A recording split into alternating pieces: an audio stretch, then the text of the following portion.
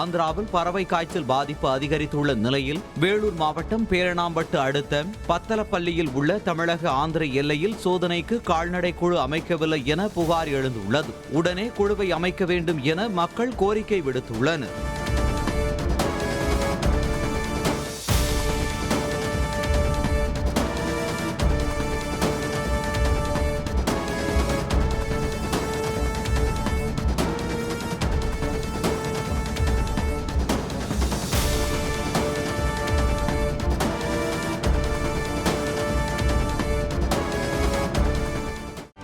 செய்திகளை உடனுக்குடனும் துல்லியமாகவும் தெரிந்து கொள்ள சப்ஸ்கிரைப் பண்ணுங்க.